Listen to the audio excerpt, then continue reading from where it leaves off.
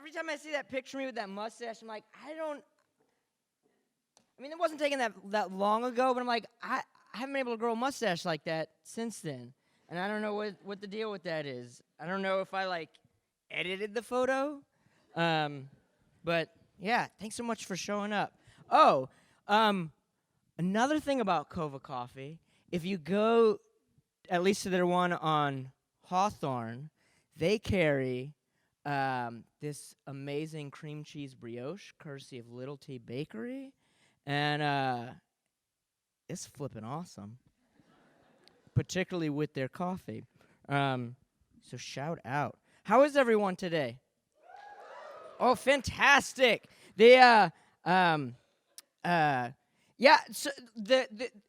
some spell ago, somebody on Facebook had asked this question that was when you wake up in the morning and you leave the house, are you happy with whatever you're wearing that day, feasibly being your ghost outfit? And I was like, oh, that's some kind of deep stuff to sort of be thinking about, with this random question, on one level, it's one of those things where I don't feel like I should be stressing over what my superficial non-physical physical aspect in the afterlife should be every single day. But there's also this thing of oh, am I going to be representing for who I am for all eternity with whatever I'm wearing? And so then that question then spawned this other one amongst us that was well, what is your ideal ghost outfit? And so I'm always curious to kind of find out from folks. So maybe I'll track down some of you later and hear what you thought of. So I'm gonna do a poem, maybe two, because that's what I do largely. And then I'm gonna talk about some stuff. And maybe it'll be good, and maybe it won't, but we'll pass through our life still the same.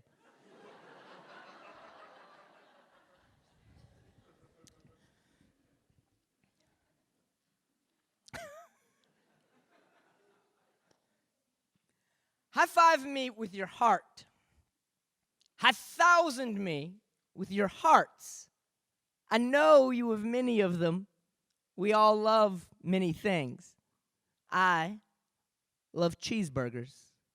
I love little pancakes. I love donuts. I've loved more than just things that I chew with my mouth. I did love my wife. Sometimes I would chew my wife's shoulder in my mouth. Sometimes my wife, she was annoyed by this. But still, sometimes my wife did love me back. Some things that I have loved will never love me back. Random racist upon the street. While your rhetoric may anger me, I still have love for you, though you probably will not love me back. Walrus, I love you. Though were I to be around you, you would probably gore me with your tusks. Perhaps this is not a good example, as the wild unknowing of wild creatures is not necessarily the same as not loving something back. Perhaps also because I actually do not love the walrus, but simply mention him here because there's a small figurine of a walrus on the coffee table as I write this poem. However, I do love the elephant. I love the elephant. However, he too would probably gore me with his tusks. Again, not out of unlove, but perhaps fear. I do not love fear, but I respect him, and that he loves me, testing how well I carry the sword of my intent through the land of the midnight farm. The land of the midnight farm, it is a strange and scary place. There are perhaps serial killers and or possums lurking in its darkness. The serial killer may love me, but in no way that I wish to be loved. Their love may involve the removal of my skin and the wearing of it out to the club. The possum may love me, but I do not love the possum. In fact, I hate the possum solely because of how ugly I find the possum to be. And yes, I realize this is a shallow reason to dislike something, so I'm trying, possum. I'm trying to not love you so much, but instead possibly just be ambivalent to your existence. But oh, I want to hate you like I hate the thought of bee stings, black people, and beans. I put black people in there just to see if y'all were paying attention. I love black people. I love white people. Though sometimes I find both of them to be trifling. Don't get me wrong. The only mother that I've ever had is black. The only wife that I've ever had is white, but damn if we humans aren't a trifling animal at times, but still, I love you, you mountains of trifle and futility, of perseverance and lightness, of incessant rowing towards the sun, even while facing it, wondering why there is no forward momentum. Turn around, look at my many hands, holding up my many hearts and a many high five salutation to you, Nina Simone, Paul Newman, so many things in this world I've loved. Rising with the sun, sleeping in late, little pancakes. And even though they didn't turn around once when she got gone, my wife's shoulders. 8 in the a.m., said poems to a room full of people in suits. Had risen at 6 and was at the convention center by sunup. Watched the sun break plates over downtown Austin and spill into the river. I used to live here, kissed the river with her and our bicycles. Off my shirt picked the ladybugs. Under the whispering sky, too blue to speak of.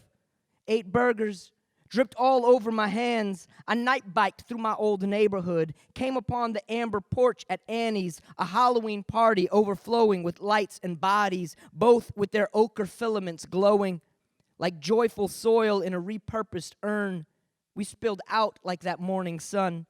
Like witches' grins, we paraded through the thin streets, broke into the graveyard, broke back out by kissing my chest to the bottom of the chain-link fence, squeezed out through the space between its teeth and the ground, just did what I had to do to move my body back out of the death yard, gave praise to cheekbones, to bike chains of rust and song, and the night sky clouds fat with lust, smelled honey, and out the dirt pulled a rain lily. The Texas and October earth was rich with them. Thank you.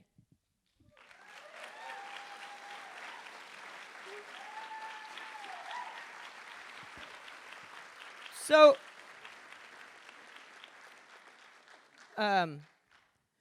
this is all very strange to me. I don't normally do this type of thing, though I really like talking about art, and particularly the making of art and the process of it and all the things connected to creativity. But it's so rare for me to sort of like, I don't know. I'm probably going to jump all over the place because that's what I do. And that's sort of how this thing is written or not written, but formed together on scraps of paper. So let me recollect myself.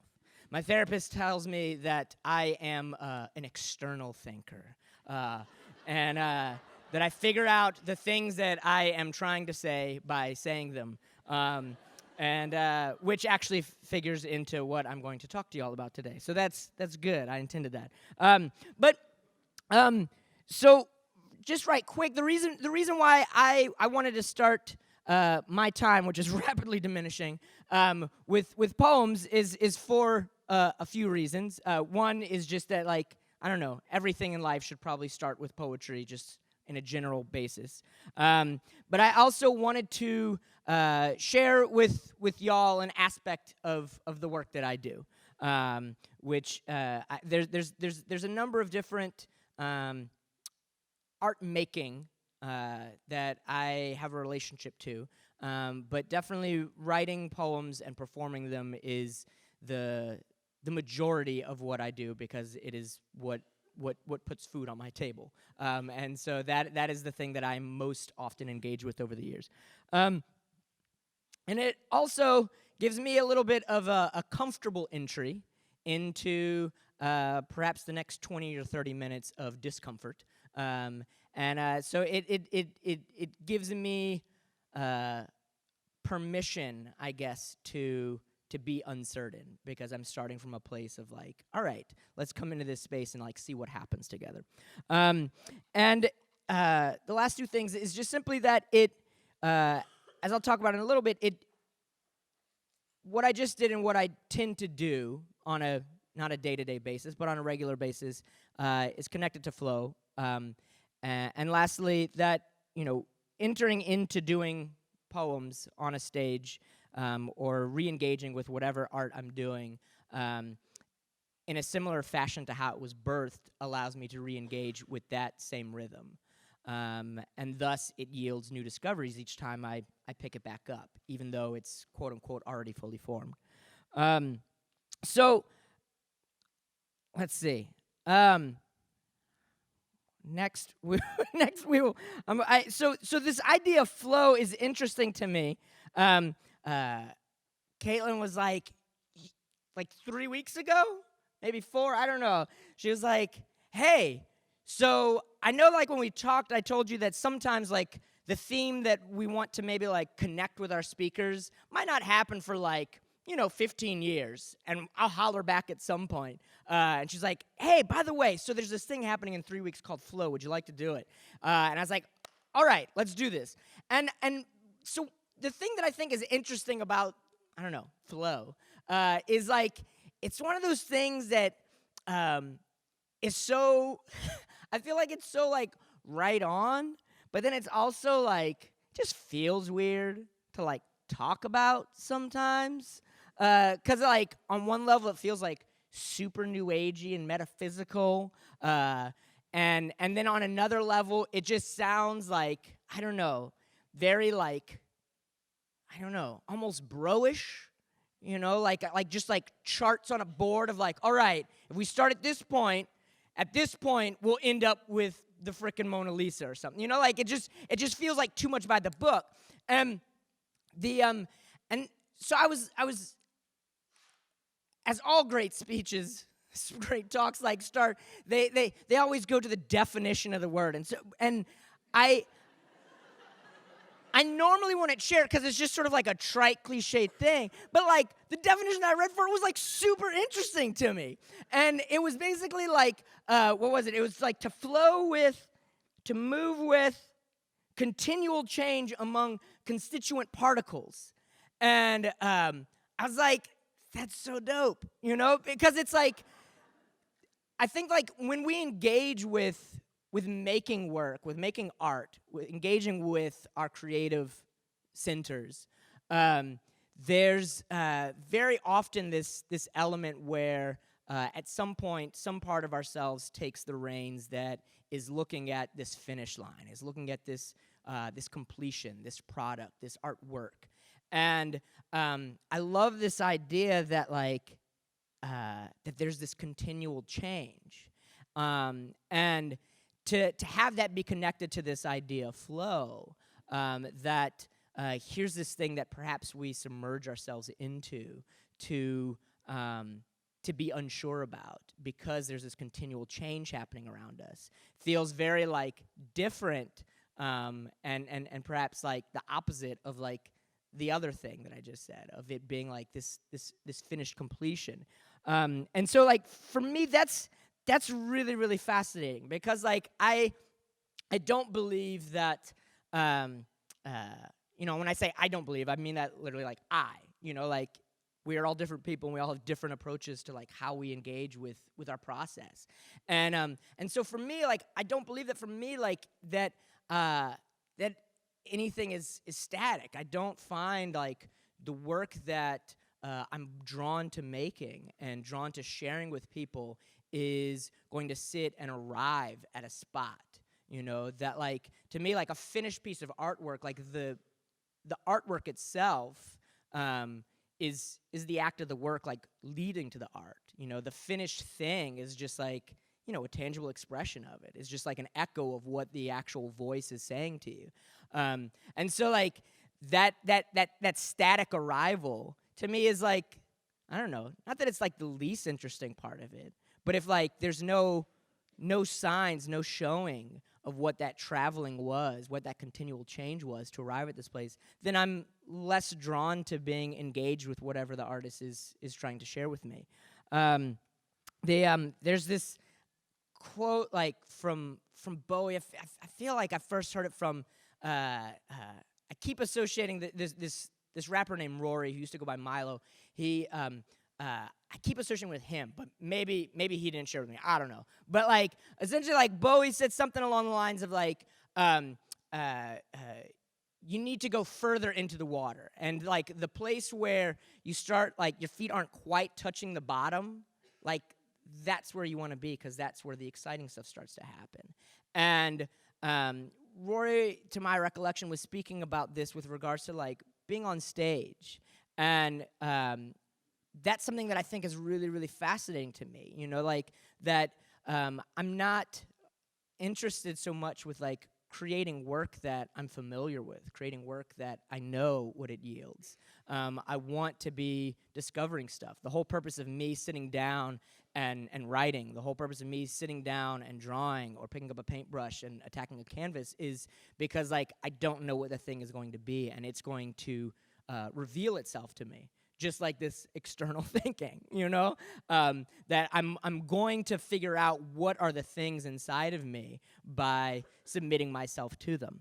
And so uncertainty is a gift, you know, like there's an element of um, uh, performance that I don't know, connects for that a lot more wholeheartedly than in some ways for me than others. So like getting on stages or into rooms and sharing myself to strangers has been like my job for almost 15 years now, for 14 years come January. And I think like with all art, that's essentially what we're doing. You know, like you know, we all have different reasons for why we make the things that we make. But I think making art that we then share with other human beings provides us a super giant opportunity to engage with our own vulnerability and then engage with vulnerability with others. And for my money, like vulnerability is the greatest gift, the greatest tool that we as humans have for showing us what it means to be ourselves. And so like when you create something from yourself and you put it into somebody else's hands, that's a vulnerable endeavor. And but I found like over the years that like there's always like a bit of a buffer between the artist and the vulnerability and the audience. And performing work for me allows me to draw closer to that more vulnerable center, you know, and the possibility of getting to be far more exposed. And if as an artist, like what my task at hand is to expose myself to myself, then doing that in the moment yields a far larger connection to vulnerability for me than often my other endeavors. And so that's something that I think is really, really fascinating. And the other aspect of a performance that I really love with regards to vulnerability is that it goes back to this continual change, that if I'm engaging with work that allows me to be playful, then that playfulness comes from things that are uncertain, things that are unsure, things that are unknown. And, you know, I just shared these two poems with y'all, and they were written whenever they were written, outside of this space, alone with me and myself. And then I came and put them on this stage, and they became something else, because I'm in a different space than when I wrote them, and I also am sharing that space with, I don't know, however many people are in here, 100 folks, 200 folks, 300 folks. And so all of you as individuals are also communicating with me through this piece. And I'm communicating with you through this piece. And so there's a whole new work of art that's being created that only exists, you know, between the hours of 9 and 10. And that's just a gift. That's a joy. That's a beautiful, magical thing, you know, to be able to create work that is just like in the moment, and that is also like removed from me. That is something that all of us together get to bring to the table. And so that's like a big reason, a big part of why I'm so much drawn to the work that I do. I when Caitlin like asked me to talk about this, there was, I don't know, just like it was interesting for me, I think, to sit and think about what this theme means with regards to when I sit down and do work, you know, because it's like every day I sit down and it's without fail that like I punch the clock. I sit down at some coffee shop, usually by 9 o'clock, and stare at my computer for like 3 hours. And sometimes there's work that has already come out of me, and I am moving that around and seeing what happens. And then other times there is new work that's coming out of me. And, there's definitely the days where there is, it feels very still, and the illicit, so to speak, muse is quiet or hasn't shown up. And then there's the days where, my hands are flying and trying to keep up with whatever it is that some other thing is trying to speak to me through. And I think that, like, that's something that feels very connected to this idea of flow. Like, when we're in this, like, ethereal space, this conduit space of, like, conducting this energy from somewhere else. But it also feels very often that, like, that type of flow, like, when we hold it, when we look at it, when we talk about it, continues to propel this sort of, like, myth that gets propelled of, like, just like the individual artist, the genius artist, of these things that, like, flows through them from some other world. And I do believe that, and I do believe, like, that action happens. But I also think that more often that there is a flow that is happening, as opposed to this large thing being, like, funneled into this, like, tiny being to emit it. That the tiny being is being caught up in this, like, giant flow and is moving with all of that. And in the first one, I feel like that's when we become a bit more cognizant of our own participation and our own movement. And the latter feels, just it feels larger and it feels more inclusive, because you're being carried by something else. You're not being handed something to carry. Something else is carrying you, and it's not that you don't have to do any work, but your job is to, like, walk to the river, strip down, and jump in and see where the river takes you. And sometimes the river doesn't take you anywhere.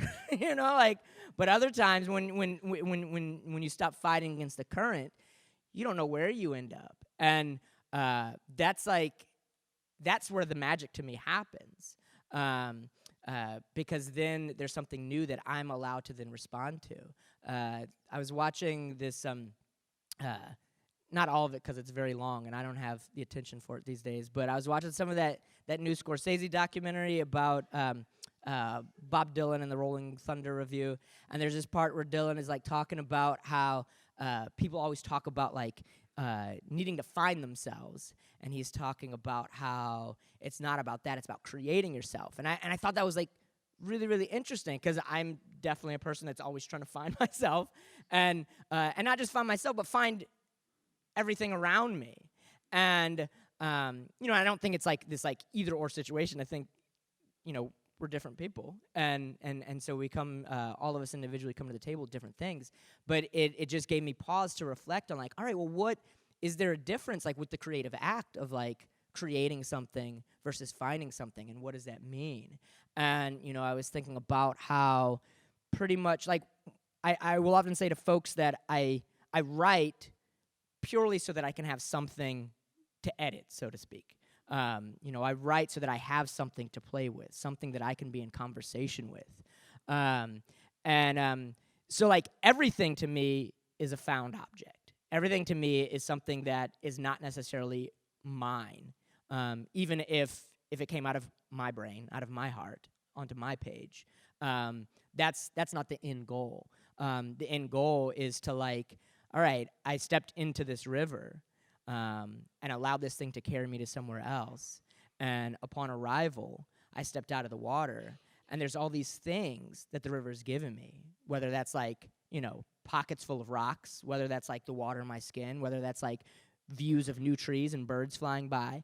And then, like, what do I do with those found objects once I'm out of the flow of the river, And so in that manner, that flow gets to continue, because I'm responding back to that flow. I'm responding back to that action, back to that movement, and to where it has carried me.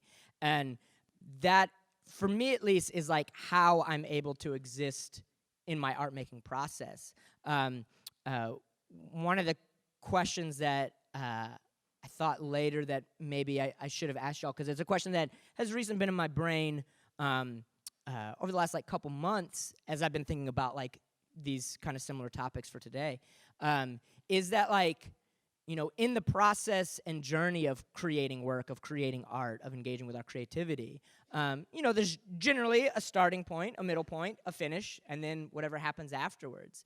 And I'm curious, like amongst creative individuals, like what are the parts in that journey that they feel most comfortable in, that they feel most responsive to, and for me, I think it's the middle part. And I look at that start as being very much that flowing part where it's like, all right, I show up at the coffee shop and I jump into the water and I see what happens. And that middle part is what happens after it. This improvisational bit, this conversation, this call and response with myself. And that's the most interesting part to me, because it allows me to lengthen out that playfulness from that initial flow and like drag it out, but then I get to now also be a bit more active participant in it. And like the finishing part to me is always like the challenge. My friend Kristen was like, comes down to one thing: are you a closer? And I was like, well, I don't know. It's pretty much like, oh, I got this deadline, I guess here it is. All right, next thing. And because it's like, for me, the which is both like, it's a pro of this of my personal process, and also like one of the negative aspects that, like, for me, the joy is, like I said before, that discovery, that unknown. And so the finish is kind of like this race, I feel, for me to like try to finish a thing before I have fully discovered what it is. To discover what it is basically at the same time that I'm like completing it. Because as soon as I've discovered what it is, I'm like, I don't want to finish this. Like, what's the point? Like, it did what it had to do. I figured it out. I solved the mystery. And so like those situations will yield like unfinished work, so to speak, on one level. But then on another level, like what often will happen is, well, how do I lengthen this? So I'll take this thing that started to being crafted. I'm like, all right, well, how can we start a new conversation with this? How can we like lengthen out this call and response? And like I said, I don't know if this is like a bad thing or a good thing, but it's definitely like the way that I engage with work, and it's the way that I think about art making on the regular. That I just don't have as much of an interest of, I don't know, one can always return to work. That's the thing. It's like, I feel like my process with writing poems is that, like, I dump out a bunch of stuff onto the page, I play with it and edit it over whether that's a week, whether that's a year, and then at some point it just sort of like sits in my computer until I have a reason to pull something out of there and set it off into the world. And that's when like a new play starts. And it basically, it's like things are always, I think, being repicked up, and when they get picked up a month later, 2 months later, there's a new conversation happening. So I don't know, I think like overall this idea of me like finishing a thing is almost, not that it's irrelevant, but like it's kind of irrelevant, because at some point my journey with it is just going to stop. And whether it stops while it's still in my possession or whether it stops in somebody else's possession is something that I don't know if it's up to me or not up to me. I don't know. But what time? Oh, snaps. All right. My favorite part about talks is like question and answer. So I really want to make sure that we like, I don't know, get to talk, me and you, as opposed to me just like boobling about like some stuff that hopefully there's like a glimmer of something that you can walk away with. It's like, I liked this rock, But like, so actually, this is kind of good, because there's the last thing that I did actually want to share with y'all is there's I don't know, I do know there's this poet named Will Stafford from the Northwest. He's no longer with us, but I remember coming across a quote of his that was like, dealt with his writing practice and his writing process, and essentially he was saying that like a writer is not someone who writes because they have something to say, so to speak. But a writer is a person who has put into practice a process that births things that otherwise they would not have known. And so to me, that sums up like how I continuously engage with creating work, and I think how a number of us create work. That it's not even so much about like, oh, I've got this like idea that I'm trying to put into the world. That happens. You know, there's, like I said, there's many different types. But what also happens is that there's a cloud, there's a fog, there's like an ache or a bruise or a shape that we don't know what the shape is somewhere inside of us. And like we don't know what that is until we start this process to pull that out. And that's all that an artist is, someone who engages in that process to see what those things inside of them are. So I'm going to stop there, and I'm going to see if there's any questions in y'all's burning skulls that we can talk about. Is that cool? All right. Sweet. Thanks so much.